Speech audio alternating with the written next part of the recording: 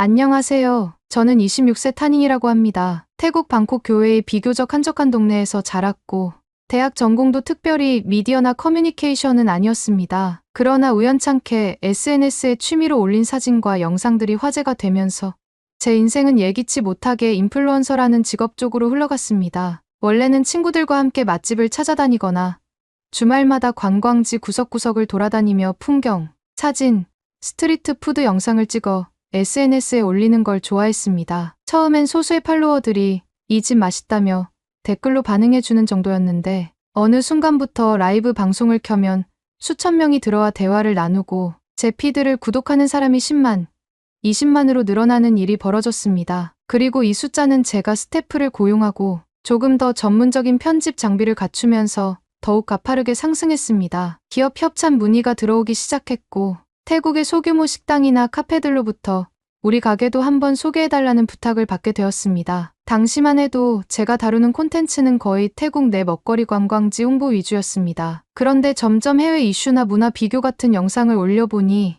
기존보다 훨씬 큰 반응이 온다는 사실을 깨달았습니다. 특히 태국과 다른 나라들의 차이점을 강조하거나 한국, 중국, 일본을 비교하는 영상은 조회수가 평소 대비 몇 배씩 뛰곤 했습니다. 처음에는 SNS 알고리즘이 이런 자극적인 주제를 좋아하는구나 정도로만 인식했습니다. 그런데 해외 소재, 특히 한국을 다룰 때 유독 시청자들의 관심이 폭발적으로 치솟는 걸 목격하면서 저는 이 주제를 더 본격적으로 파고들기 시작했습니다. 제가 한국에 대해 구체적으로 싫다, 부정적이다라는 감정을 품게 된 계기는 제게 굉장히 충격적으로 다가온 리사 블랙핑크 전 멤버 퇴출 소식이었습니다. 모두 아시다시피 리사는 태국 출신으로 K-pop 아이돌 그룹 블랙핑크에서 크게 활약했던 인물입니다. 저를 포함한 많은 태국 젊은이들에게 그는 우리도 글로벌 스타가 될 수 있다는 희망과 자부심을 상징했습니다. 그런데 어느 날 리사가 블랙핑크에서 제외됐다는 소문이 SNS에 파다하게 퍼졌습니다. 그 배경이 정확히 무엇인지,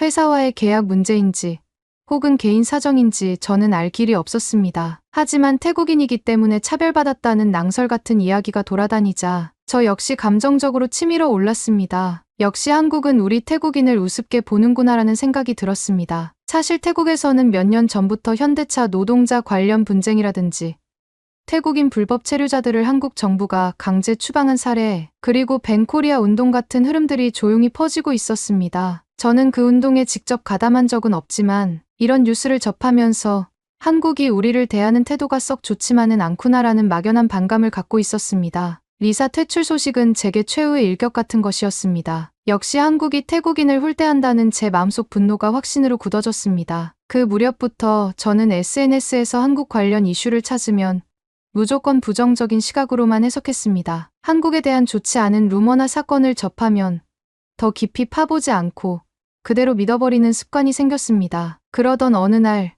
시험 삼아 한국 비판 영상을 한 편 만들어 봤습니다. 예컨대 한국 대기업들이 해외 공장에서 노동자에게 저임금을 준다는 기사를 인용하거나 K-pop 스타들이 혹사당한다는 루머를 조합해 한국은 예술 노동자 착취 국가라는 영상을 올린 거였죠. 그런데 조회수가 평소 대비 2배, 아니 3배 이상 치솟았습니다. 댓글들 또한 그렇다.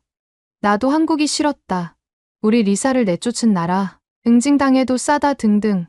저를 지지하는 내용으로 가득 채워졌습니다. 여기에는 한국의 개인적인 나쁜 경험이 있었던 태국인들이나 이미 벤코리아 운동에 공감하는 사람들도 섞여 있었습니다. 그들은 너무 소름 돋게 맞는 말만 한다거나 내가 하고 싶었던 이야기를 대신해줘서 고맙다고까지 말했습니다. 저는 그 무렵부터 한국 관련 영상을 만들 때마다 특히 부정적 내용을 강조할수록 조회수가 폭증한다는 사실을 알게 되었습니다. 그리고 솔직히 말하자면 이런 영상들을 올릴 때마다 일종의 통쾌함 같은 걸 느꼈습니다. 그래, 너희가 우리의 리사를 배척하고 태국인 노동자를 함부로 대했으니 나도 이렇게 비판 영상을 만들어주마라는 묘한 복수심이 제 내면을 지배했습니다. 이런 한국 비판 기조로 채널이 빠르게 성장하던 어느 날 한 중국 관광기업에서 저에게 이메일을 보내왔습니다. 메시지 요점은 이랬습니다. 우리는 중국 관광을 동남아시아 시장에 적극 홍보하고 싶다. 당신의 채널은 태국 시청자가 많으니 한국을 비판하고 중국을 긍정적으로 소개해주는 콘텐츠를 만들어 달라. 비용은 충분히 드리겠다. 처음에 저는 이 제안을 보고 살짝 당황했습니다. 너무 노골적으로 한 나라를 비난하고 다른 나라를 치켜 세워달라는 거 아닌가? 라는 생각이 들었기 때문이죠. 그러나 이미 제 마음속에는 한국에 대한 적대감이 강하게 자리 잡고 있었습니다. 게다가 금전적으로도 매우 매력적인 제안이었습니다. 구독자 수가 크게 늘면서 협찬 문의가 많아졌지만 그 중에서도 이 중국 기업이 제시한 조건은 파격적이었습니다. 제가 한국은 후진국이다라는 식의 영상을 만들면 중국 측에서 따로 번역된 기사나 자료를 보내주겠다고 했고 또 태국 시청자들이 더 열광할 만한 자극적인 정보를 제공해 주겠다고 약속했습니다. 이왕이면 영상 마지막에 중국은 이와 대조적으로 훌륭하다는 식의 멘트를 넣어주길 바란다는 주문도 달았습니다. 잠깐 망설이긴 했지만 사실 제 SNS 운영 방향과 크게 어긋나지 않았습니다. 전 이미 한국 혐오라는 거대한 흐름을 타고 있었고 그걸 더 선명하고 자극적으로 만들면 조회수와 수입이 동시에 늘어날 것이라 보았습니다. 그 무렵 태국 내부에서도 한국을 싫어하는 정서는 점점 확산되고 있었습니다. 뉴스나 SNS에서 간혹 현대차 노동자가 태국인들을 차별했다는 이야기가 나오거나 태국 불법 체류자들이 한국에서 대거 추방됐다는 보도가 뜨면 그 순간 제 채널 댓글창은 불길이 타오르듯이 뜨거워졌습니다. 또한 벤코리아 운동이라는 해시태그가 태국 트위터나 페이스북에서 심심찮게 보이곤 했습니다. 어떤 이들은 한국 제품을 불매하자는 글을 올렸고 또 다른 이들은 한국은 외국인 혐오 국가라고 규정하며 비판했습니다. 이런 분위기 속에서 제가 한국이 얼마나 미개하고 후진국인지를 다룬 영상을 올리면 태국인 시청자들은 박수를 치며 저를 응원했습니다. 저는 그렇게 부정적 감정을 이용해 채널을 성장시키는 중이었습니다. 제가 본격적으로 한국 비난 영상을 만들기 시작한 뒤 중국 관광기업에서는 꾸준히 한국을 폄하하는 자료를 보내줬습니다. 한국 길거리에는 노숙자가 넘쳐나 인도가 온통 그들 차지다. 공중화장실이 제대로 없고 식당에서도 화장실을 쓰려면 돈을 내야 한다. 한국 음식은 위생적이지 않아 관광객들이 배탈을 자주 앓는다. 한국은 이미 경제력에서 중국에 크게 뒤처진 후진국으로 전락했다. 이런 문서들은 대부분 출처나 근거가 모호했지만 이미 저는 한국에 대한 부정적 선입견이 확고했습니다. 그저 역시 한국은 문제 많은 곳이구나라고 확증 편향을 키우는 데 사용했고 영상 대본을 작성할 때 이 자료들을 매우 과장된 형태로 인용했습니다. 그래야 영상이 더 자극적이고 구독자들이 열광했기 때문입니다. 실제로 이런 영상을 몇 편 내보니 시청자들은 역시 믿고 보는 탄인 채널이라며 구독자 수를 더 끌어올려 줬습니다. 저 자신도 컨텐츠를 만들 때 예전에는 조금 망설여졌던 표현을 점점 거리낌 없이 쓰게 되었습니다. 한국은 길에 배설물이 널려있는 수준이다 같은 말을 아무렇지도 않게 구사했습니다. 그럴 때마다 중국 관광기업은 아주 잘한다며 추가 협찬금을 지급했습니다. 그러던 중 제가 애정에 맞지 않는 아이돌 리사가 한국에서 소규모 행사를 진행한다는 소식을 들었습니다. 자세한 행사는 팬미팅인지 브랜드 홍보 행사인지는 불분명했지만 어쨌든 리사가 주인공으로 참석한다는 점이 중요했습니다. 원래 같았으면 내가 한국을 싫어하는데 굳이 갈 필요가 있을까라고 생각했을 겁니다. 하지만 리사를 직접 볼 수 있다는 유혹은 강렬했습니다. 저는 리사 소속사 측 지인과 연락이 닿아 행사 보조 스태프로라도 함께하고 싶다고 의사를 밝혔습니다. 그 시점에서 중국 관광기업도 흥미롭게 이 이야기를 받아들였습니다. 어차피 한국을 무척 싫어하지 않느냐.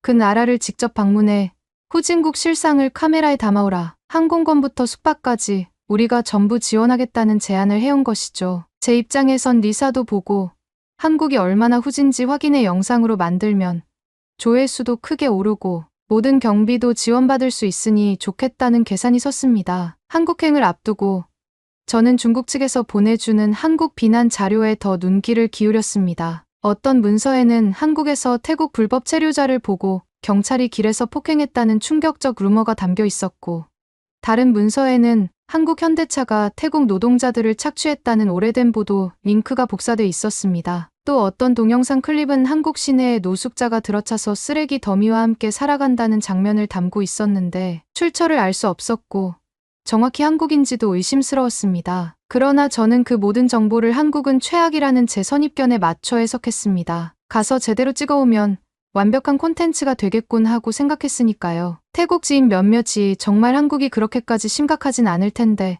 라고 말했을 때도 저는 너희가 알면 뭘 알아.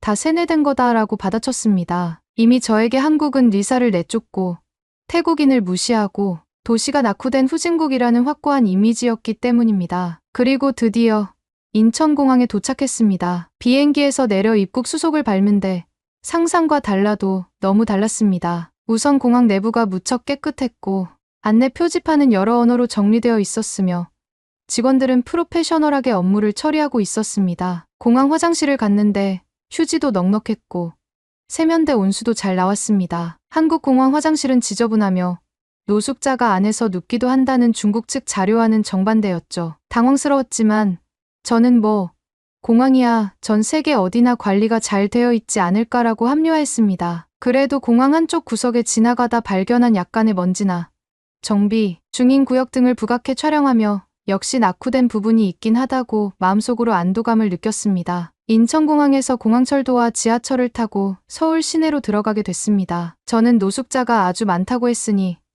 지하철역 곳곳에서 그들을 마주칠 거라 예상했습니다. 그러나 막상 눈에 띄는 노숙자는 거의 보이지 않았고 역군에도 청결하게 유지되고 있었습니다. 또한 한국 지하철은 복잡하고 환승이 매우 불편하다는 글을 봤었는데 오히려 환승 안내 표지판이 세밀하게 잘 되어 있어 별 무리 없이 이동할 수 있었습니다. 승강장에 줄을 서서 차례로 타는 사람들, 전화통화도 조용히 하는 풍경은 제가 상상한 혼란스러운 후진국과 거리가 멀었습니다. 게다가 티모니 교통카드를 구입했었더니 버스나 지하철을 갈아탈 때마다 편리하게 사용 가능했습니다. 저는 유심히 주변을 둘러보며 도대체 중국 측이 말한 그 끔찍한 후진 이미지가 어디 있지?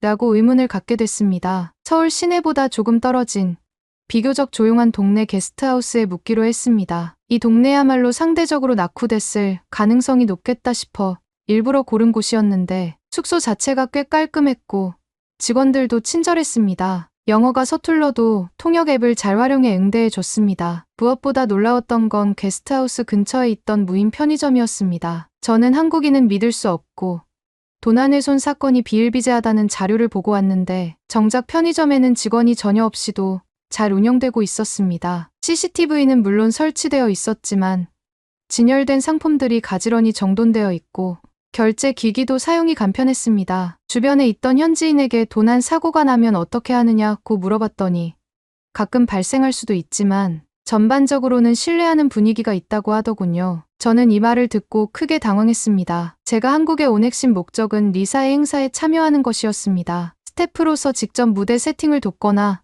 팬들을 통제하는 업무를 맡게 되었죠. 행사를 준비하는 한국 측 스태프들은 생각보다 친절하고 조직적이었습니다. 한국인은 외국인을 무시하고 특히 태국인에게 차별적이다라는 제 생각과 달리 다들 저를 동등한 파트너로 대하려고 노력했습니다. 가끔 제가 태국에서 왔다고 말하면 오, 태국 음식 좋아한다거나 방콕 여행을 가봤다고 하며 반가워하는 사람도 많았습니다. 특히 리사의 국적 때문인지 태국에 대해 호기심을 보이는 스태프들이 있었고요. 저는 속으로 분명 한국은 태국인을 엄청나게 경멸한다던데 라며 혼란에 빠졌습니다. 행사 당일 리사가 무대에 잠깐 등장했을 때의 한국 팬 반응도 엄청났습니다. 열광적으로 환호하고 꽃다발이나 선물을 전하려고 몰려드는 모습을 보면서 이들이 정말 리사를 차별해서 내쫓았다고 볼 수 있나? 라는 의심이 마음 한편에 스멀스멀 생겨났습니다. 이벤트 준비로 정신이 없던 중 갑작스럽게 몸살 기운이 올라 저녁에 근처 병원을 방문했습니다. 워낙 피곤해서 면역력이 떨어진 것 같았죠. 그런데 병원에서 접수하고 진료받고 약국까지 들르는 전체 과정이 1시간도 안 걸렸습니다. 의사도 별다른 불친절 없이 증상을 꼼꼼히 물어보고 간단한 검사를 하고 약 처방을 해줬습니다. 중국 측 자료나 일부 기사에서 한국 병원은 진료비가 비싸고 줄도 오래 서야 한다고 읽었었는데 제 체험은 정반대였습니다. 물론 제가 방문한 곳이 규모가 큰 대학병원이 아니라 동네 병원이어서 그럴 수 있다고 생각했지만 전반적으로 열악한 후진국 의료라는 이미지는 찾아보기 어려웠습니다. 하루는 행사 일정이 없는 날 숙소 근처 작은 공원 벤치에서 잠시 쉬었는데 무료 와이파이가 잡히더군요. 속는 셈 치고 연결해봤더니 유튜브나 SNS 영상을 무리 없이 재생할 수 있을 만큼 쾌적했습니다. 중국 측에서는 한국은 검열이 심하고 해외 사이트에 마음껏 접속하기 어렵다고 했었는데 제가 본 현실은 완전히 달랐습니다. 오히려 국내외 사이트 차단 없이 자유롭게 돌아다닐 수 있었습니다. 한편 태국에서는 공공 와이파이가 이렇게 빠르고 안정적인 경우가 드물었기에 오히려 한국이 이 정도로 인터넷이 발달했나? 라는 생각이 들었습니다. 점점 제 머릿속 한국 후진국 설이 무너지는 소리가 들리는 듯 했습니다. 한국 체류를 마무리해 갈 때쯤 정말 황당한 일이 벌어졌습니다. 제가 지갑을 잃어버린 것이었습니다. 여권, 사본, 카드, 현금 등을 넣어두었던 지갑이 어느 순간 감쪽같이 사라졌고 저는 당장 어디서 어떻게 찾아야 할지 막막해졌습니다. 한국어도 유창하지 않은 데다 그냥 경찰서에 가봤자 찾을 수 있을까 반신반의했습니다. 그런데 며칠 뒤 경찰서에서 연락이 왔습니다. 어떤 시민이 지갑을 주워 신고를 했고 제 연락처가 지갑 안에 들어있던 서류를 통해 파악되어 연락을 준다는 것이었습니다. 지갑 안 물건은 전혀 손대지 않은 채 고스란히 남아있었고 현금조차 그대로였습니다. 저는 이런 일이 흔하냐고 물었고 경찰은 한국에서는 분실물을 습득하면 경찰서나 분실센터에 가져다주는 문화가 어느 정도 자리 잡혀 있다고 했습니다. 저는 중국 측 정보에서 한국인들은 이기적이고 불친절하다고 믿었는데 이 경험을 통해 확실히 거짓임을 깨달았습니다. 이제 리사 행사도 마무리되고 귀국이 임박했을 무렵 저는 심각한 내적 갈등을 겪기 시작했습니다. 내가 알고 있었던 한국은 정말 실체가 있는 사실이었나? 아니면 내가 증오심에 사로잡혀 허상을 믿어온 건가? 라는 물음이 머릿속에서 맴돌았습니다. 그동안 저는 한국을 무차별적으로 비난하면서 조회수를 올렸습니다. 태국 시청자들도 제 영상을 보며 그래, 한국은 후진국이지 라고 더 확신을 갖게 됐습니다. 그런데 막상 와서 경험해보니 제가 주장한 내용과는 딴판이었습니다. 특히 노숙자가 길에 쌓여 있다든가 공중화장실이 없는 정도의 후진국이라든가 태국인을 차별하는 무례한 민족이라는 식의 서사는 전혀 제 눈에 들어오지 않았습니다. 태국으로 돌아온 뒤 저는 카메라에 담아온 자료들을 확인했습니다. 인천공항의 깔끔함, 서울 지하철의 질서, 무인 편의점, 병원의 친절한 의료진, 공원, 무료 와이파이, 분실 지갑을 돌려준 시민까지 어느 장면 하나 한국은 후진국이라고 말하기에는 낯간지러운 모습이었습니다. 이걸 그대로 올리면 지금까지 만들어온 한국 비하 흐름과 정면 충돌할 수밖에 없었습니다. 중국 관광기업에선 제가 돌아오기만을 기다렸다가 한국의 열악한 현실을 잘 담아오셨냐 편집해서 올려달라고 연락해왔습니다. 계약금도 이미 상당 부분 받았기에 그들의 요구를 완전히 무시하기도 힘들었습니다. 하지만 저는 2주 가까이 고민한 끝에 영상을 2버전으로 만들기로 결심했습니다. 중국 측 제출용 울릉 공사장이나 우연히 발견한 지저분한 구석, 살짝 낙후된 뒷골목 등을 부각해 한국은 후진국이라는 결론으로 편집한 영상, 제 채널 공개용 진실 버전 제가 실제로 보고 느낀 한국의 다양한 모습들을 그대로 담고 내가 알고 있던 한국과 이렇게 달랐다는 깨달음을 솔직히 전한 영상, 공식 버전 영상은 중국 측이 원하는 대로 만들었습니다. 흔한 공사 현장 장면에 긴 자막을 달아 마치 한국이 도시 전체가 공사판인 양 포장했고 지하철역에서 잠시 잡힌 노숙자 한 분을 확대해서 내보내며 노숙자가 넘쳐난다고 왜곡했습니다. 원래라면 이런 편집이 부끄러워야 했지만 이미 계약 관계라 어쩔 수 없다고 합리화했습니다. 문제는 제 채널에 올릴 영상이었습니다. 저는 마침내 결심하고 한국을 싫어하던 내가 직접 가보고 깨달은 진실이라는 제목으로 40여 분짜리 영상을 편집해 업로드했습니다. 영상 내용은 다음과 같았습니다. 인천공항의 깔끔함과 효율적 시스템, 지하철과 버스 환승의 편리함, 노숙자가 많지 않고 질서정연한 분위기, 무인 편의점과 카페에서 느낀 시민의식, 병원을 빠르고 적절한 비용으로 이용한 사례, 공원 무료 와이파이를 통해 자유롭게 해외 사이트에 접속할 수 있던 경험, 지갑을 잃어버렸을 때 경찰을 통해 되찾은 에피소드, 리사 행사에서 본 한국 팬들의 열광과 친근함, 또한 영상 후반부에는 제가 한국을 얼마나 싫어했는지 그리고 그 배경에 리사 퇴출에 대한 분노와 태국 사회의 반한국 정서현대차 노동자 문제, 불법 체류자 추방, 뱀코리아 운동 등과 복합적으로 작용했음을 고백했습니다. 이어 하지만 직접 가보니 내가 믿었던 정보 대부분이 편견과 왜곡이었음을 깨달았다며 머리를 숙였습니다. 제 영상이 올라가자마자 태국 시청자들은 큰 충격을 받은 듯했습니다. 댓글창은 순식간에 수천 개가 쌓였습니다. 그중에는 너 중국 관광기업에서 돈 받고 한국 욕하더니 이번엔 한국 정부 돈 받은 거냐? 배신자, 한국에게 매수당했느냐 같은 비난이 있었습니다. 특히 저를 팔로우해온 사람들 중에는 한국 혐오가 심했던 이들이 많았기에 그들이 느낀 배신감이 컸던 것 같습니다. 그러나 한편으로 나도 한국에 다녀왔는데 생각보다 괜찮더라. 이제야 내가 진실을 알게 돼서 다행이라는 지지 댓글도 잇따랐습니다. 한국어를 공부하고 있는 태국인이나 한국에서 일하는 태국인 노동자라는 분들이 자기 경험을 이야기하며 물론 한국에도 문제가 있지만 그렇게 일방적으로 후진국이라 말하긴 어렵다고 동조해주기도 했습니다. 심지어 태국 내에서 예전부터 한국 기업과 관계를 맺어온 사람들은 우리가 피부로 느끼기에 한국이 이렇다 저렇다 할 만큼 나쁘진 않다는 의견을 피력했습니다. 중국 관광기업 측은 저에게 격렬히 항의했습니다. 공식 버전 영상 말고 채널에 저런 상반된 내용을 내보내면 어떡하느냐는 것이었죠. 계약 위반 소지가 있다며 협박 같은 분위기도 풍겼습니다. 그러나 저는 이미 사생결단의 심정이었습니다. 난 제 채널 주인이고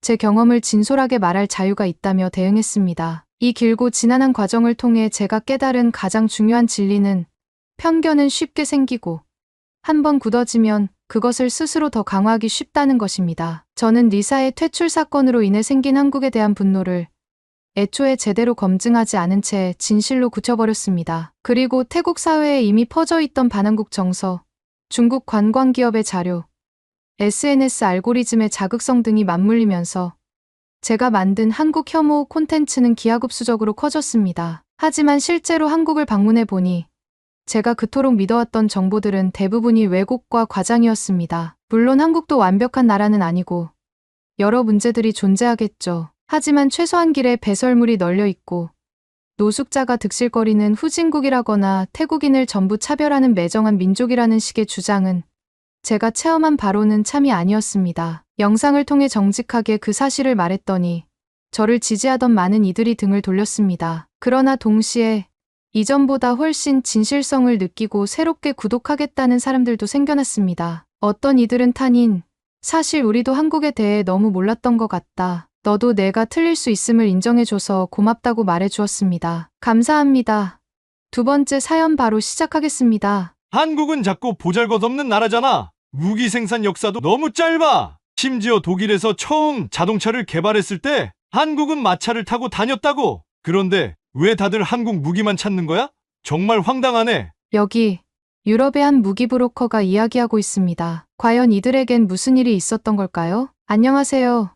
저는 유럽에서 방산 브로커로 활동하고 있는 제임스입니다. 유럽 전역의 군사 무기 거래를 알선하며 오랜 세월을 보냈죠. 사실 처음부터 방산 업계에 몸담을 생각은 아니었습니다. 저는 원래 영국군 장교로 복무했었고 해외 분쟁 지역에 파병되어 실전 경험도 쌓았습니다. 그런데 그 과정에서 큰 부상을 입어 전역하게 됐어요. 한창 복무하던 때에 열정이 컸던 터라 부상으로 인한 전역은 저에게 큰 충격이었습니다. 전역 후에도 군 생활이 계속 그리웠고 어느 방향으로 미래를 개척해야 할지 막막했습니다. 그때 먼저 전역한 제 친구가 방산 업계에 뛰어들어 보라고 권유해 주었죠. 그 친구 말로는 군사 무기라는 분야가 워낙 전문적이다 보니 실전 경험과 네트워크를 갖춘 사람이 무척이나 귀하다는 거예요. 실제로 군 출신이 장비 운용 노하우나 전술적 필요성을 잘 이해하니까 브로커 역할을 하면서도 고객들을 훨씬 효과적으로 설득할 수 있다는 얘기였죠. 마침 제가 부대에서 만났던 세계 각국 장교들이나 무역물류 쪽으로 전직한 지인들을 통해 자연스럽게 군수물자 거래 관련 정보가 들어오기 시작했습니다. 그러던 중 싸고 빠르게 공급이 가능한 무기라면 뭐든 팔 수 있다라는 말이 제 귀에 쏙 들어왔죠. 군사 무기라 해도 결국 거래 과정은 시장 원리에 좌우되잖아요. 그래서 저는 단가는 최대한 낮추고 대량으로 팔수록 내 몫이 커진다라는 단순한 공식을 떠올리며 이 업계에 발을 들여놓게 되었습니다. 그 후로 자연스럽게 중국 방산기업들과 네트워크가 형성되면서 유럽 각지에서 무기를 찾는 국가들과 이들을 연결해주는 브로커 역할을 맡게 됐어요. 한편으론 군에서 배운 실전 경험을 살려 고객들에게 전장에서 이런 점이 중요하다고 조언해줄 수도 있었기 때문에 의외로 업무가 잘 풀렸습니다. 당연히 거기서 나오는 수수료도 만만치 않았고요. 그렇게 영국군 장교 출신이었던 제가 지금은 유럽 방산 브로커 제임스라는 이름으로 불리며 이 일을 계속해오고 있습니다. 적어도 큰 부상으로 군을 떠난 뒤에는 이런 삶을 살게 되리라고 상상도 못했었죠. 그리고 제게 들어오는 정보와 인맥의 상당수는 중국 방산업체들을 연결해주는 네트워크를 통해 형성됐습니다. 중국은 정부 차원에서 무기 수출에 적극적일 뿐만 아니라 이미 막대한 자본력과 세계 최강 규모의 군사력을 자랑하고 있었죠. 경제적인 측면만 놓고 봐도 중국은 매년 고도 성장을 이어오며 원자재와 노동력을 저렴하게 확보할 수 있는 인프라를 갖췄습니다. 그 덕분에 같은 무기라도 다른 나라보다 훨씬 저렴하게 생산해낼 수 있었고 전 세계 군사 시장에서 독보적인 존재감을 뽐냈습니다. 특히 저는 중국의 빠른 생산 속도와 막대한 물량 공급 능력에 깊은 인상을 받았습니다. 이 정도 규모와 스케일이라면 제 고객들이 원하는 무기도 원하는 시점에 최대한 많이 공급할 수 있겠구나라고 확신했죠. 게다가 중국은 연구개발에도 엄청난 자금을 투입해 단순히 싸기만 한 것이 아니라 충분히 믿고 쓸만한 기술력을 갖추고 있다는 이미지를 주었습니다. 세계 곳곳에서 실전 배치 중인 중국산 무기들이 제법 안정적인 성능을 발휘한다는 평가가 이어지면서 제게도 중국은 확실히 대단하다라는 믿음이 생겼어요. 무엇보다 세계 공장으로서의 중국이 보유한 경제력은 그 어떤 국가도 쉽게 따라오기 어렵다고 느꼈습니다. 국가 차원에서 방위산업을 전폭 지원해주니 무기 연구개발부터 제조, 수출까지 일사천리로 진행될 수 있었습니다. 여기에 막대한 내수 시장, 즉 인민해방군이라는 세계 최대 규모의 군대가 존재한다는 점도 크게 작용했죠. 중국은 자국 군대에 필요한 무기를 자체적으로 빠르게 찍어낼 뿐 아니라 그 기술과 생산 라인을 바탕으로 곧장 수출형 모델까지 출시해왔습니다. 이는 다른 어느 나라도 모방하기 어려운 중국 특유의 초거대 규모 경제가 가능했기 때문이었습니다. 저는 그 덕분에 싸고 많이 파는 영업 방식을 주력으로 삼을 수 있었습니다. 그리고 제 고객들은 대개 무기를 대량으로 그리고 가급적 저렴하게 구입하고 싶어 했습니다. 예산이 넉넉지 않은 아프리카, 동남아시아, 중동, 동유럽 등에서는 어차피 전차, 자주포, 전투기 완성도를 100% 기대하기보다 가성비를 따지는 편이 낫다라는 분위기가 강했습니다. 그럴 때 중국산 무기는 최고의 대안이 되었어요. 특히 제가 영업할 때는 늘 이런 식으로 말을 했습니다. 어차피 전차, 자주포, 전투기가 100% 완벽할 수는 없잖아요. 그럴 바에야 싸고 빠르게 공급할 수 있는 쪽이 최고죠. 중국은 군사력과 경제력을 동시에 갖춘 나라니까 이만큼 대규모 생산이 가능하고 가격도 훨씬 저렴합니다. 조금 고장나면 어떻습니까? 대량으로 구매해서 여유 부품만 넉넉히 확보하면 되잖아요. 사실 그때까지만 해도 저는 싼 게 비지떡이라는 말을 별로 신경 쓰지 않았습니다. 어느 무기든 어느 정도의 결함은 감수해야 한다고 여겼고 중국이 워낙 자원이 풍부하고 기술 수준도 빠르게 발전하는 모습을 보여주었기에 제게는 전혀 의심할 여지가 없었습니다. 게다가 세계 경제를 주도하는 대규모 시장을 보유한 중국이라는 점만 봐도 그 신뢰도가 상당하다고 생각했죠. 그뿐만 아니라 고객들이 혹시 이 무기가 정말 믿을 만한가라고 물어볼 때면 저는 중국의 군사 관련 보도자료와 실전 배치 소식을 언급했습니다. 이미 중국 인민해방군도 대량으로 쓰고 있으니 신뢰도가 보장된다라고 강조할 수 있었거든요. 실제로 중국은 항공기, 전차, 자주포, 드론 등 온갖 분야에서 폭넓은 라인업을 확보하고 있었고 공격용부터 방어용까지 다양하게 수출형 모델을 내놓았죠. 이처럼 중국과 손을 잡으면 저 역시도 상당한 커미션을 받을 수 있었습니다. 중국 정부 차원에서 방산 수출을 확대하기 위해 브로커에게 후한 대우를 해줬고 특히 저처럼 유럽 국가를 상대로 네트워크를 갖춘 인물에게는 추가적인 혜택도 꽤 많이 주었어요. 그러다 보니 저 역시 의심할 여지 없이 중국 무기라면 실패가 없다라는 신념을 갖게 되었습니다. 싸고 좋은 무기를 대량으로 살 수 있는데 뭘 더 고민하겠느냐는 게 제가 늘 얘기하던 주장이었죠. 사실 그 배경에는 중국의 세계적인 경제 군사력에 대한 저 나름의 확신이 깔려 있었죠. 워낙 방대한 생산 능력을 지닌 중국이라는 나라가 점점 더 막강해질 거라 믿으니 중국이 최고다라는 생각을 굳히게 되었던 겁니다. 결국 저는 이 확신을 바탕으로 가성비 높은 무기를 원하는 국가들에게 중국산 무기를 적극적으로 권장했습니다. 조금 싸다고 무시할 게 아니에요. 전 세계에서 이렇게 단시간에 대규모 무기를 생산할 수 있는 나라는 중국뿐입니다라고 하면서 말이죠. 그 시절 저는 중국을 대놓고 찬양하는 듯한 태도를 보였지만 그것이 곧 큰 문제가 될 줄은 전혀 예상하지 못했습니다. 저는 그동안 여러 국가에 중국 무기를 중개하면서 한때는 꽤 만족스러웠어요. 2017년쯤엔 동유럽 국가에 중국제 자주포를 대거 판매했는데 그쪽 담당자가 우리 예산으로 딱 맞춘 가격에 대규모 물량을 확보하게 돼 기쁘다고 크게 흡족해했거든요. 제가 그 일로 꽤 큰 수수료도 받았고 언론에서 한때 제임스가 대규모 무기 수출 계약을 성사시켰다면서 기사로 다루기도 했습니다. 그런데 막상 몇 해가 지나자 여기저기서 하나둘씩 문제가 터졌어요. 애초에 자주포라는 게 방산업계에서는 정밀도가 꽤 중요하고 장기간 운영하면서 포신 교체나 엔진 정비도 꾸준히 해줘야 하는 장비잖아요. 그런데 듣자 하니 부품 수급이 제때 안 되고 엔진 쪽에서도 예기치 못한 결함이 계속 발생해 거의 창고에 방치된 사례가 많다고 하더군요. 더 심각했던 건 전투기 쪽이었어요. 몇몇 국가가 중국제 경전투기를 싸게 많이 들여갔는데 막상 실전 상황은커녕 훈련 상황에서도 제대로 쓰지 못한 채 창고 신세를 지고 있다는 거예요. 심지어 어떤 국가는 파일럿들조차 그 기종을 기피한다는 말이 나왔습니다. 비행 중 계기판이 갑자기 먹통이 된다. 엔진 출력을 100% 끌어올리면 동체 일부가 과열되거나 균열이 생긴다 등의 보고가 쌓이면서 결국 운용이 아예 중단된 사례도 있었다고 들었어요. 처음에는 저도 그래도 싸게 들여왔으니 몇 대 못 써도 전체 전력상 크게 손해는 아니지 않느냐라고 대수롭지 않게 넘겼습니다. 하지만 시간이 지날수록 불만은 기하급수적으로 늘어나기 시작했죠. 대개 보급형 무기는 실전에 투입되기 전 몇 년 동안 주력 훈련에 투입되며 전력화 과정을 거치잖아요. 그런데 훈련 단계에서부터 계속 사고가 나니 정작 실전에서 한 번도 못 써본 장비들이 점점 쌓여갔던 겁니다. 그리고 어느 날 한 동유럽 국가는 언론 인터뷰를 통해 저를 직접 언급하면서 공개적으로 비판했어요. 제임스가 브로커로 연결해준 중국제 자주포가 도입 2년 만에 엔진 과열 문제로 전력화가 불가능해졌다. 유지 보수를 하려 해도 필요한 부품이 제때 도착하지 않고 중국 측에서도 제대로 된 해결책을 내놓지 않는다라는 내용이었습니다. 이 기사를 본 다른 고객 국가들도 불안해하기 시작했고 저에게 항의 전화나 이메일이 빗발쳤어요. 이래서 싸게 샀던 거냐? 엔진이 터지고 장갑판에 균열이 가고 수리도 제대로 못하는 장비를 대체 어떻게 믿고 쓰란 말인가? 처음엔 저도 일시적인 결함일 거다.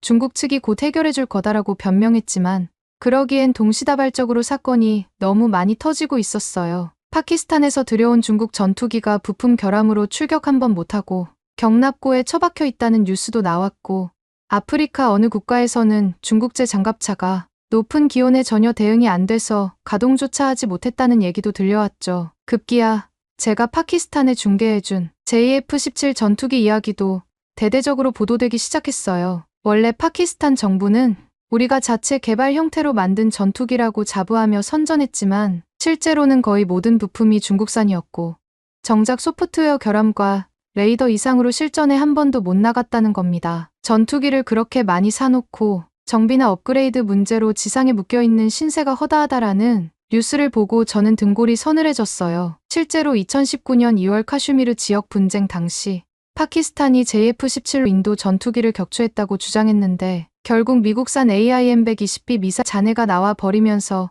거짓말이 들통나기도 했죠. 정작 JF-17은 교전에 투입도 되지 않았다는 사실이 알려지자 현지 언론이 중국제 전투기, 쓰지도 못할 장비라고 맹비난을 퍼부었던 기사도 봤습니다. 이렇듯 시간이 지날수록 중국 무기들에 대한 불만과 비판이 본물처럼 터지는데 저 역시 안전하지 않았어요. 몇몇 국가에서는 제임스가 우리가 전력을 강화할 수 있다고 해서 억지로 계약을 맺게 했다고 주장하기 시작했거든요. 일부 변호사들은 만약 전시 상황이 벌어졌는데 이 장비가 역할을 못한다면 해당 브로커에게도 법적 책임을 물을 수 있다라는 의견까지 내놓더군요. 사실 국제무기거래는 많은 부분이 계약서, 조항이나 군수기업 간 협의로 마무리되지만 각종 소송이나 국가 간 분쟁이 터지면 저 같은 중개인도 책임에서 완전히 자유로울 수 없다는 걸 새삼 깨달았습니다. 만약 제가 중개한 장비가 결정적 순간에 작동하지 않아 큰 인명피해가 발생한다면 이라는 무서운 상상도 해봤어요. 그러다 보니 저도 밤낮 없이 불안한 마음이 커졌죠. 또 2018년에 제가 중개했던 중국제 장갑차 50여 대를 샀던 아프리카 국가가 올해 초 무장 세력과의 교전이 한창일 때 이 장비들을 투입해보려 했는데 엔진 시동조차 걸리지 않는 사태가 벌어졌다고 합니다. 정비창에서 확인해보니 연료 라인부터 전기계통까지 온통 결함이 발견되었다고 하더라고요. 사막 기후에 맞춰 방열 시스템을 별도로 설치한다고 했는데 중국제 부품이 규격에 미치지 못해 소모가 엄청나게 컸다나 봅니다. 그 국가는 지금도 중국 업체와 소송을 고려 중이라고 들었고 브로커인 제임스도 계약 당시 성능이 타 국가 장비와 동등 이상이라고 말하지 않았느냐며 제게 내용 증명을 보내겠다는 얘기가 들려왔어요. 그제야 저는 진심으로 위기감을 느꼈어요. 이대로 가다간 내가 중개했던 무기가 곳곳에서 제대로 쓰이지 못해 곧 소송이나 분쟁이 터질 수 있겠구나. 그리고 그 불똥이 내게까지 튀면 수수료를 다 날리는 건 물론이고 법적 책임까지 질 수도 있겠구나. 사실 그동안 저는 단순히 싸고 많이 팔면 된다는 생각으로 중국 무기를 밀어붙여 왔지만 중국 정부나 방산업체들도 커미션을 두둑이 챙겨줬으니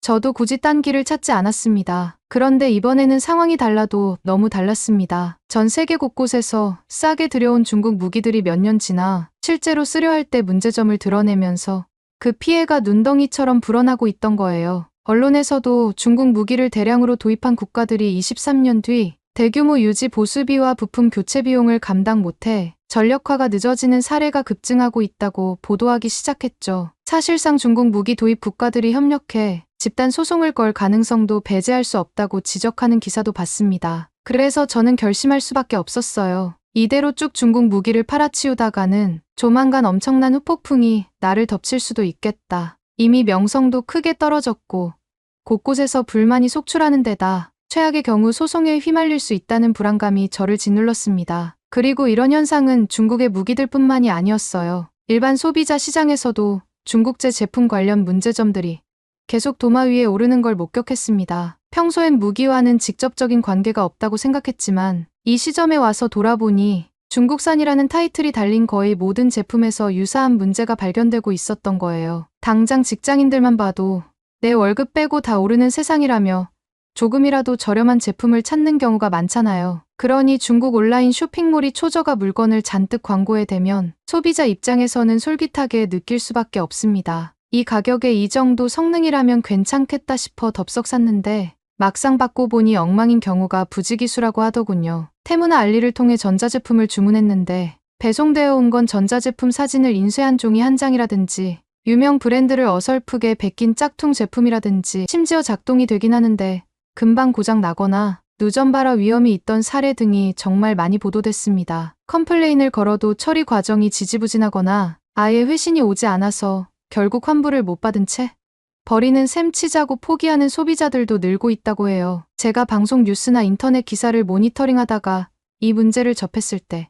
순간 이거 어디서 많이 본 상황인데 라는 생각이 머릿속을 스쳤습니다. 사실 무기 시장에서도 똑같았거든요. 중국이 첨단 무기라는 이름으로 전차나 전투기, 자주포, 드론 등을 홍보했지만 막상 도입해보면 잦은 결함과 부품 수급 문제, 심지어 요청을 해도 답장이 없는 불량 AS 같은 일들이 허다했어요. 보통 생활용품이라면 본 몇만 원, 몇십만 원이 날아가는 정도에서 끝나지만 무기는 국가 예산 규모의 큰 비용이 들어가고 더 심각하게는 분쟁 상황에서 인명피해로 직결되기도 하니 그 파장이 훨씬 컸습니다. 더구나 뉴스를 보니 중국산 전동 칫솔이나 공기청정기, 로봇 청소기 같은 생활가전에서도 결함이나 안전 문제 사례가 줄줄이 나오고 있었어요. 어떤 건 전동 칫솔이 충전 중 과열로 폭발 직전까지 갔다는 기사도 있었고 로봇 청소기 기판이 불량이라 작동 중 발화가 일어났다는 후기글도 봤어요. 다행히 인명피해까지 이어지진 않았지만 만약 그 불량품을 다른 집에서 썼다면 큰 화재가 일어날 수도 있었던 거죠. 결국 저는 이 일들을 지켜보면서 중국에서 생산된 것이라면 일단 경계해야 한다라고 굳게 다짐하게 되었어요. 그래서 저는 더 이상 중국 무기만 믿고 가는 건 위험하다라는 확신을 갖게 되었고 다른 방법을 찾아야겠다고 생각하기 시작했습니다. 그렇게 얼마 뒤 제게 꽤 충격적인 소식이 전해졌어요. 바로 폴란드가 한국 무기를 대량으로 구매했다는 기사였죠. 폴란드는 원래 독일 레오파르트의 전차를 주력으로 운용하고 EU 내에서도 안보나 국방에 상당히 적극적인 나라잖아요. 그런데 이들이 한국의 K 전차, K9 자주포, 그리고 FA50 경공격기를 대규모로 들여온다는 뉴스가 나온 거예요. 한두 대가 아니라 수십 수백 대 규모로 계약했다는 소식이었으니 제 입장에선 믿기 어려웠죠. 솔직히 저는 처음에 독일제나 미국제를 두고 왜 한국 걸 사지? 라는 의문이 들었습니다. 제가 늘 한국은 작은 나라, 무기 생산 역사가 짧다. 중국만큼 규모도 안 된다라고 말해왔거든요. 그런데도 폴란드가 과감한 선택을 했다는 건 뭔가 이면이 있겠구나 싶었어요. 그래서 폴란드 현지 언론이나 영국 BBC, 프랑스 군사전문지 등 여러 매체를 찾아봤는데 거기에 적혀있는 평이 제 상식을 깨버렸습니다. 한국 무기는 이미 실전을 통해 어느 정도 신뢰도를 입증했고 특히 K9 자주포는 핀란드, 노르웨이, 에스토니아 같은 북유럽 국가에서도 운용하면서 혹한기 테스트에서 뛰어난 성능을 보여줬다라는 기사들이 쏟아졌거든요. 그러면서 폴란드 군 고위 인사가 한국 무기는 납품 시점조차 몇 달 앞당길 정도로 시간 엄수에 강하고 품질 역시 흠잡을 곳이 없어 놀라웠다라고 극찬했다는 보도도 나왔어요. 제가 그 기사를 읽고 처음 든 생각은 어라, 내가 평소 한국은 규모가 작아 중국 못 따라간다고 무시했는데 폴란드처럼 안보에 매우 민감한 국가가 대규모로 계약을 맺어버렸네? 라는 당혹감이었죠. 사실 영국이나 프랑스 쪽에서도 이제는 한국 무기를 고려해야 한다는 목소리가 나오기 시작했지만 저는 계속 아직은 중국을 못 이길 텐데 굳이 라며 반문해왔거든요. 그런데 폴란드가 먼저 대박 계약을 터뜨린 겁니다. 그 후로 유럽 여기저기에서 중국 무기는 저렴하긴 해도 내구성이나 유지 보수가 영 신통치 않다라는 인식이 널리 퍼지기 시작했어요. 사실 한동안은 그래도 중국이 세계 2위 경제대국인데 뭔가 방법이 있겠지라는 막연한 믿음이 있었는데 이번에 러시아 우크라이나 전쟁 사태 그리고 각종 분쟁 지역에서 노출된 중국 무기의 실체가 파고들면서 신뢰가 땅에 떨어져 버린 거예요. 오히려 다른 대안을 찾아보자라는 목소리가 커졌고 그 타깃으로 한국 무기가 급부상한 거죠. 정말 흥미로웠던 건 유럽의 수많은 군사 분석 기관과 각국 정부 합동 조사단이 한국 방산업체들을 직접 방문했다는 소식이었습니다. 정말 그렇게 빨리, 그렇게 튼튼하게 무기를 생산할 수 있나? 라는 의문을 해소하기 위해서였다고 하더군요. 유럽의 조사단이 한국의 K-전차나 K9 자주포, FA-50 병공격기 생산 라인을 살펴보고 돌아간 뒤 한독일 매체에 이런 기사가 실렸어요. 한국 방산업체는 국제표준 이상의 검사 프로세스를 갖추고 있으며 납기일을 단 하루도 어기지 않으려는 조직 문화를 바탕으로 무기를 생산한다. 과거 일부 국가는 무기 도입 후 정비나 업그레이드 문제로 불만을 제기하기 일쑤였는데 한국 측은 매뉴얼과 부품을 미리 준비해 계약 체결 시점부터 철저히 대응할 계획을 제시했다. 또 혹독한 사계절을 직접 겪으며 개발 테스트를 충분히 해둔 덕분에 유럽의 어느 기후 조건에서도 문제없이 최선의 성능을 발휘한다는 결론을 얻었다. 제가 이 기사를 보고 깜짝 놀랐어요. 당연히 국제 뉴스에서 한국이 납기를 칼같이 지킨다. 혹독한 사계절을 견디도록 설계됐다는 소리가 나올 줄은 몰랐거든요. 예전엔 한국이 작은 나라라서 겨우 공장 몇 개로 그게 가능하겠느냐라고 비웃었는데 실제로는 그 작은 나라가 중국과 달리 품질 관리를 빡빡하게 해서 초도 물량부터 문제없이 생산해낸다는 사실을 이번 유럽 조사단이 확인하고 돌아간 셈이었죠. 또 제가 접한 프랑스 군사 전문지 기사에 따르면 한국 무기들은 납품 후에도 업그레이드와 유지 보수를 체계적으로 지원해주기 때문에 가성비 측면에서도 중국 무기에 밀리지 않는다는 내용이 자세히 적혀 있었어요. 특히 폴란드 사례를 들어 가령 K9 자주포 일대가 독일제에 비해 처음 구매 단가는 좀 더 저렴하고 중국 무기처럼 나중에 숨겨진 정비비가 폭등하지도 않는다. 그리고 독일의 레오파르트에 비해 K 전차가 살짝 비슷하거나 조금 낮은 가격대인데 대량 계약 시 이 점이 크다. 무엇보다 제때 장비를 공급받을 수 있다는 게 결정적 장점이다라는 평을 했더라고요. 이쯤 되니 그동안 제가 강조해온 중국 무기는 싸니까 괜찮다. 한국은 규모가 작아서 비싸다라는 말이 무색해진 거죠. 실제로는 한국이 절대 싸진 않지만 중장기적으로 놓고 보면 중국 무기보다 훨씬 유지 비용이 적게 드니 궁극적으로는 이득이라는 계산이 유럽 쪽에서 나오고 있었어요. 한편 또 다른 뉴스 기사에서는 한국은 사계절이 모두 혹독하다고 할 만큼 겨울엔 매우 춥고 여름엔 매우 덥다 보니 여기에 맞춘 방산 기술이 탄탄하게 자리 잡았다는 부분을 강조했어요. 전차나 자주포, 전투기 운용에서 가장 무서운 게 극단적인 온도나 습도인데 한국 제품은 이미 자국 환경에서 수년간 테스트를 거쳐 오류를 잡았다는 겁니다. 반면 중국 무기는 초기 프로토타입 개발 이후 대량 생산에 치중하는 탓에 이런 세밀한 테스트 과정이 부실한 경우가 많다고 지적했어요. 이렇듯 각국에서 한국으로 파견을 보낸 조사단이 데이터가 충격적이라고 입을 모았대요. 가령 기동시험에서 K 전차가 유럽 추운 기후나 산악 지형에서 장애물을 거뜬히 넘어가고 엔진 과열 문제도 거의 없이 안정적으로 구동되는 자료를 확보했다는 거죠. 또 K9 자주포가 분당 사격 속도와 정확도를 극한까지 끌어올린 테스트 영상도 보여줬고 그걸 지켜본 조사단이 이 정도면 서방제와 겨룰 만한 수준을 넘어섰다는 평가를 내렸다고 합니다. 정말 충격적이었어요. 게다가 납품 속도까지 엄청 빠른데 이게 단순히 스케줄을 앞당기는 게 아니라 미리 대량 생산해두면서도 출고, 점검증 과정을 꼼꼼히 진행하더라고요. 저는 그전까지 납기 앞당기면 어설프게 만들 가능성이 큰데 라고 의심했지만 폴란드 사례를 보고 나니 한국은 달랐구나를 절감하게 됐습니다. 그렇게 유럽 곳곳에서 한국 무기로 시선을 돌리는 분위기가 무르익어가고 저도 점차 중국 말고 한국 쪽도 한번 알아봐야겠다라는 생각이 강해졌죠. 중국이 주는 수수료가 아무리 커도 한 번 판 무기가 나중에 불량투성이라는 게 밝혀지면 제가 곤혹스러워진다는 걸 이미 경험했고, 더구나 세계 각국 언론이 연일 한국 무기를 호평하는 기사를 내보내니 자연히 고객들도 제임스, 한국 무기에 대해선 어떻게 생각해? 라고 물어보기 시작했어요. 이 시점에서 저는 솔직히 한국이 이렇게까지 주목받는 이유를 직접 확인해보고 싶다는 욕심이 생겼습니다. 이미 유럽 조사단이 다녀가서 충격적인 데이터를 모았다는 얘기를 듣자 내 눈으로 직접 봐야겠다라는 결심이 서더라고요. 실제로 같은 업계 지인에게 한국에서 직접 촬영한 영상을 볼 기회가 있었습니다. K9 자주포 사격 훈련 기록부터 K 전차 혹한기 기동 영상, FA-50 시뮬레이션 훈련 자료 등 아주 치밀하게 만들어져 있어 보는 내내 눈이 휘둥그레졌거든요. 결국 이런 흐름이 제가 한국 방산업체에 직접 발길을 옮기게 만드는 결정적인 계기가 되었습니다. 정말 저 작은 나라가 이런 수준 높은 무기를 생산해 전 세계에 수출하고 있다고? 라는 호기심이 커졌죠. 특히 폴란드가 저보다도 훨씬 먼저 한국 무기에 베팅을 했다니 뭔가 시대가 바뀌었음을 실감하게 되었어요. 결국 저는 내가 직접 가서 확인하자는 결론을 내렸어요. 유럽에서만 뉴스 기사를 보며 가타부타할 게 아니라 정말로 한국 방산업체가 대단한지 제 눈으로 봐야겠다는 생각이 들었습니다. 물론 그때까지만 해도 속마음에는 설마 중국만 하겠어? 라는 불신이 살짝 깔려 있었어요. 그래도 한번 가서 보는 건 손해볼 일이 아니니까 비행기에 몸을 실고 인천공항으로 향했습니다. 비행기 안에서 내내 제 머릿속을 떠나지 않았던 생각이 있었어요. 그렇게 전 인천공항에 내려서 한국의 3대 방산업체 중 하나에서 근무하는 유건희 소장이 저를 맞아주셨습니다. 우선 인상이 좋아 보이더라고요. 굉장히 프로페셔널해 보이면서 동시에 친근한 미소를 지어주는 태도였어요. 제임스님, 오래 걸려 오시느라 고생 많으셨죠?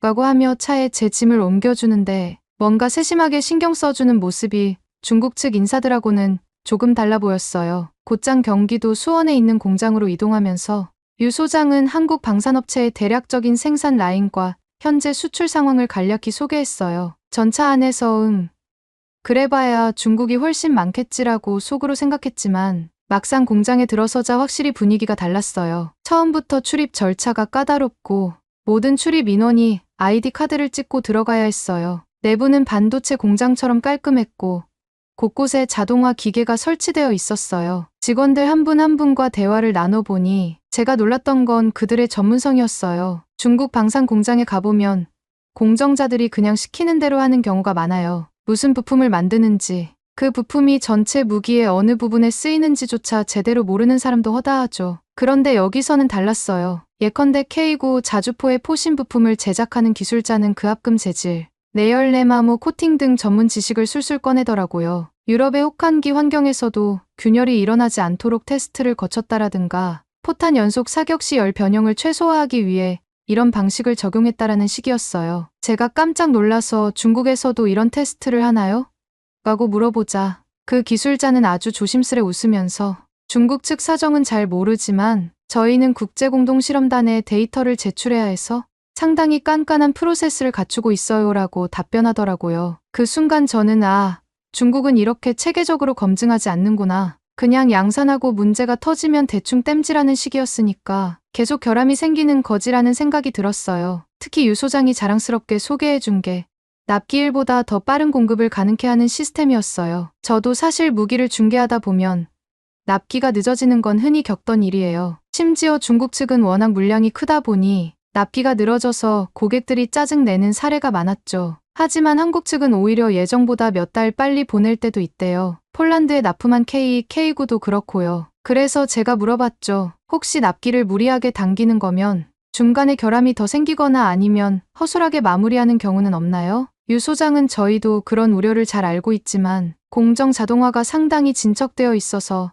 마지막에 허둥지둥하지 않아도 됩니다. 그리고 원천적으로 개발 단계에서 충분히 테스트를 해두기 때문에 양산에 들어가면 변수가 적습니다라고 답했어요. 놀랍게도 생산 중 정밀도 검사나 각종 시뮬레이션 프로그램이 실시간으로 동작해서 어느 한 공정에서 미세한 오차라도 잡히면 바로 피드백이 이루어지는 시스템을 갖춰놨더라고요. 중국은 이런 부분이 크게 부족해요. 제가 중국 공장을 가보면 일단 대량 생산에 들어가고 나중에 문제 생기면 대량으로 리콜하거나 손봐서 다시 내보내는 경우가 허다해요. 그게 중국식 사고방식인 거죠. 먼저 찍어내고 나중에 고치자. 그런데 한국은 처음부터 문제없이 만들자라는 차이였어요. 당연히 이쪽이 초기에 시간이 더 걸릴 것 같지만 결과적으로는 납기를 지키거나 심지어 앞당겨도 품질에 문제가 생기지 않는 이점을 가지게 된 겁니다. 솔직히 그날 오후 공장 내부 투어를 마치고 나니 제 마음이 복잡했어요. 한때는 제가 한국 무기를 찾는 국가들에게 그 작은 나라에서 만든 무기를 믿고 구입한다고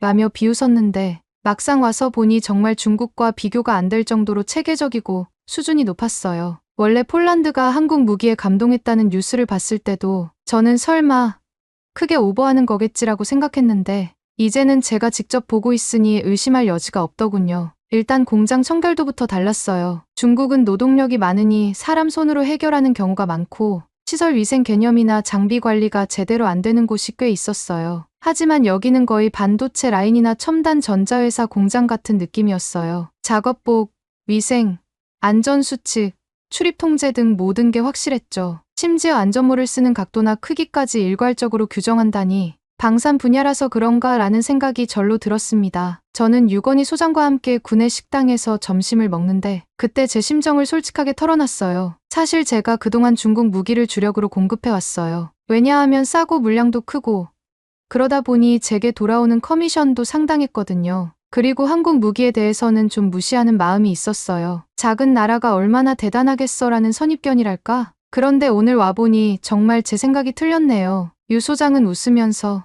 그래도 아직 많이들 모르시는 부분이 있어요. 저희도 늘 전 세계에 한국 무기를 알리려고 노력하고 있지만 아직도 중국이 워낙 규모 면에서 부각되니까요. 근데 한국 무기의 장점은 써본 국가들이 가장 잘 알아주죠. 폴란드가 극찬하는 이유도 실제로 운용해보니 결함이 없고 유지 보수 프로세스가 잘 갖춰져 있어서 그런 것 같아요. 라고 답했어요. 그 순간 저는 머릿속에서 이제라도 바꿔야겠구나라는 생각이 들었어요. 너무 늦진 않았을까 걱정도 됐지만 그래도 지금이라도 바꾸지 않으면 저는 끝장일 거라는 위기감이 들었거든요. 유 소장은 저를 연구동으로 안내했는데 거기서 한국이 개발 중인 신형 다연장 로켓이나 차세대 자주포 시제품을 볼 수 있었어요. 연구원들은 로켓 추진체의 연료 안전성, 탄두의 궤적, 기폭 장치의 신뢰도 등을 꼼꼼하게 시험하고 있었죠. 이 테스트 장비들은 온도, 습도, 기압, 진동 등 모든 환경 요소를 세세히 제어해가며 실험할 수 있는 첨단 시설이더라고요. 문득 중국 무기와 비교가 됐어요. 예컨대 중국은 JF-17 같은 전투기를 개발할 때 사실상 J7 사실상 구형 MiG-21의 설계를 기초로 그냥 체급만 살짝 늘리고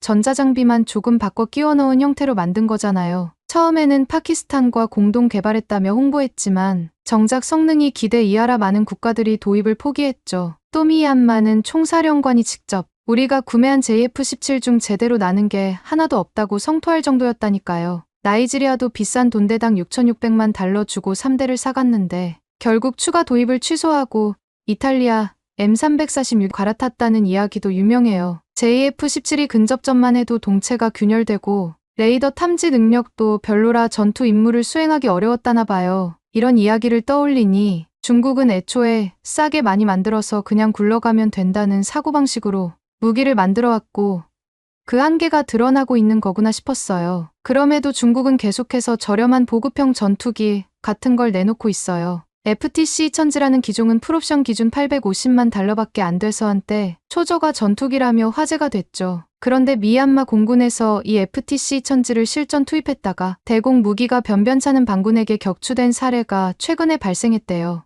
만약 그게 정말 보병 휴대용 지대공 미사일 FN-6에 맞은 거라면 더 심각한 문제예요. FN-6는 별도의 전자 조준 장비가 없는 원시적인 미사일인데 이걸 제대로 피하거나 기만하지 못했다는 건 전투기 생존 장비가 전무하거나 있어도 제대로 작동하지 않았을 가능성이 높아요. 결국 무기를 싸게 만들려고 생존성까지 포기해버린 거죠. 전투기라면 최소한 MWR 미사일 접근 경보 장치나 플레어 저그에선 기만탄 정도는 갖춰야 하는데 그런 게 없거나 있어도 제대로 작동하지 않았을 가능성이 높아요. 그리고 조종사 2명도 탈출 못하고 그대로 추락했다니 차출 장치 문제도 심각할 것 같고요. 이런 뉴스를 접하면 제 마음이 복잡했어요. 한때 중국 무기가 최고라며 떠들었던 제 자신이 부끄럽기도 했고, 이렇게 허접한 무기를 잘못 팔면 사람 목숨이 달린 문제가 되는구나라는 두려움도 밀려왔죠. 그날 밤 호텔에 돌아와서 침대에 누워 곰곰이 생각해봤어요. 저는 한동안 중국산 싸구려도 괜찮다.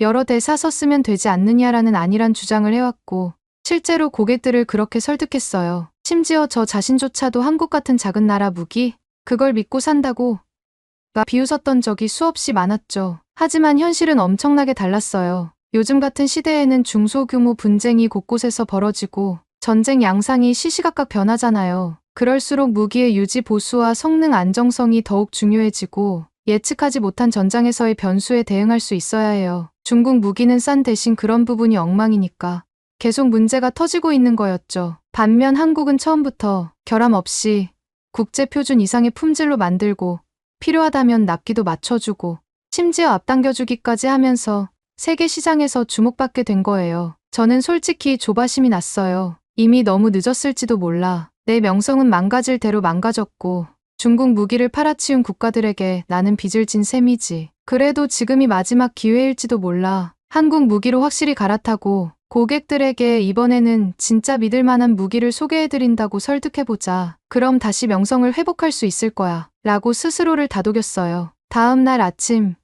저는 결심을 굳히고 유건희 소장에게 말했어요. 이번에 유럽이나 중동, 아프리카 여러 국가들이 전차, 자주포, 전투기 도입을 고민 중인데 저는 이제 한국 무기를 권하고 싶습니다. 혹시 이런 거래를 중개할 수 있도록 협조해 주실 수 있을까요? 유 소장은 굉장히 반가워하면서 물론이죠. 저희도 해외 고객들을 직접 만나서 시연하고 공장 투어까지 진행하는 걸 좋아합니다. 엔지니어나 군 출신 전문가들을 파견할 수도 있어요. 제임스님이 적극 협력해 주시면 저희도 감사하죠. 라며 흔쾌히 손을 내밀었어요. 며칠 뒤에는 장교 출신 군사 전문가들을 초청한 시범 시험 사격 행사에도 가게 됐어요. K9 자주포가 특정 표적을 향해 포탄을 발사하는 시연이었는데 소음과 충격이 대단했어요. 그런데도 탄착점이 정확해서 저는 정말 정밀 사격이 가능하구나 하고 놀랐죠. 포탄 연사 속도가 빠르고 재장전 시간도 생각보다 짧았어요. 유 소장이 혹한이나 사막 환경에서도 성능이 검증된 모델이라며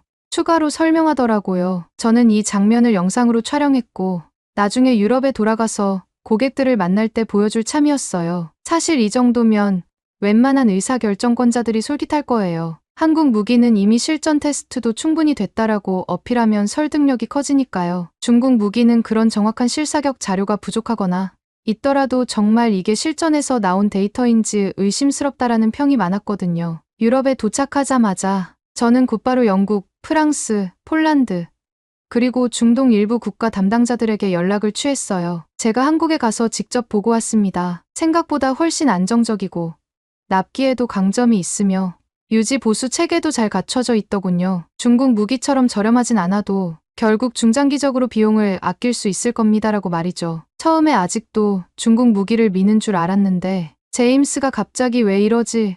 라고 의아해하는 사람들도 있었지만 제가 공장 영상과 시험 사격 영상을 보여주자 흥미를 보이더군요. 특히 폴란드는 이미 대규모 계약을 한 상태라 관심이 컸고 영국이나 프랑스는 우리는 이미 나름 선진 무기를 갖췄다면서도 한국 무기가 가성비 좋다고 하니 이선 장비로 도입해볼 수도 있겠다라는 분위기가 있었어요. 중동이나 아프리카 국가들도 기존의 중국 무기를 들여놨다가 낭패를 본 사례가 많아서인지 새로운 대안을 찾고 있었어요. 한국 무기가 생각보다 비싸다던데요 라고 물어보면 저는 그래도 아직 미국이나 유럽 정통 무기에 비하면 저렴합니다. 그리고 성능은 중국보다 훨씬 낫고요 라고 설득했어요. 사실 딱 일반 소비재 시장에서도 일어나는 일이잖아요. 극도로 싼 중국산 미스. 가격은 조금 더 나가지만 나름 품질이 괜찮은 한국산의 대립구도. 전자제품 분야에서도 이미 삼성 LG 등이 조금 비싸도 오래 쓰고 고장 안 난다는 이미지로 세계 시장을 휩쓸었는데 이제는 방산 분야에서도 비슷한 일이 벌어지고 있더라고요. 요즘 저는 스스로에게 자주 물어봐요. 왜 진작 한국 무기를 알아보지 않았을까? 하고요. 물론 중국 정부의 커미션이 엄청났다는 건 사실이지만 장기적으로 보면 고객들의 신뢰를 잃고 결국 제 명성까지 바닥을 치게 되었잖아요. 그리고 지금 와서 한 번 더 기회를 달라고 연락 돌리는 제 자신을 보면 솔직히 참 바보 같다는 생각도 해요. 하지만 어쩌겠습니까? 무기가 한 번 대형 결함을 일으키면 그 피해는 어마어마하고 이미 도입한 국가도 손실이 크다 보니 결국 제가 나서서 수습해야만 해요. 그래서 더욱 절박한 심정으로 한국 방산업체 쪽으로 발길을 돌릴 수밖에 없었죠. 한편으로 한국 방산업체 쪽 임원들과 얘기해보니 이분들도 나름대로 글로벌 시장에서 독일, 프랑스, 미국 등과 경쟁하기가 쉽지 않다고 하더라고요. 그 와중에 중국의 초저가 공세도 무시하기 어려웠다고 해요. 그래서 우리도 가격 경쟁력을 어느 정도 갖추고 동시에 품질은 서방 수준 이상으로 유지하자라는 전략을 밀고 나가고 있었고 그 결과를 지금 나타내고 있다고 했어요. 특히 처음부터 완벽에 가깝게 설계 테스트하면 양산 단계에서 효율이 극대화되고 납기를 앞당길 수 있다라는 말을 듣고 감탄했죠. 중국은 일단 만들고 나중에 고친다라면 한국은 일단 완벽하게 준비하고 효율을 끌어올린다라는 차이라는 걸 다시 한번 깨달았어요. 그리고 실제로 한국 방산업체 공장을 방문해보면서 작은 나라라 해도 어떤 과정을 거쳐 무기를 만드는지 그리고 얼마나 철저하고 전문적으로 접근하는지 깨달았어요. 그 프로세스를 보고 나니 중국의 저가 대량 생산 시스템과는 차원이 다르다는 게 보이더라고요. 그동안 제가 고객 국가들을 상대로 한 잘못된 조언과 거래 때문에 많은 사람이 피해를 봤을 걸 생각하면 가슴이 쓰립니다. 하지만 이제라도 바로잡아야죠. 요즘엔 한국 무기는 조금 비싸더라도 끝까지 책임진다고 강조하면서 실제 유지 보수 계약이나 필요한 경우 현지 라이선스 생산 등도 연결해주고 있어요. 한국 측 임원들도 우리는 고객 사정에 맞춰 유연하게 대응한다고 하더라고요. 제가 보기엔 앞으로도 한동안은 한국 무기에 대한 수요가 점점 늘어날 것 같아요. 실제로 전 세계가 한국 무기에 주목하는 기사나 전문가 분석을 보면 한국은 기술력과 생산 속도 그리고 합리적인 가격이라는 삼박자를 고루 갖춰가고 있다는 평가가 많거든요. 이제는 저도 떳떳하게 그리고 마음 한구석이 편안한 느낌으로 고객들을 대할 수 있을 것 같아요. 과거에 제가 했던 실수와 고집은 아프게 반성하고 앞으로는 더 신중하게 무기를 중개해야겠습니다. 한국 무기를 중심으로 새로운 신뢰 관계를 쌓아가면서 제 명성도 다시 회복되고 고객 국가들도 더 안전하고 효율적인 군사력을 갖추게 된다면 그것만큼 좋은 일이 또 있을까요? 이상 여기까지 영국의 방산 브로커 제임스의 이야기였습니다. 재미있게 들으셨나요? 다음에도 더 재미있고 감동적인 이야기를 원하신다면 좋아요와 댓글 부탁드립니다. 여러분의 응원 하나가 저에게는 큰 힘이 된답니다.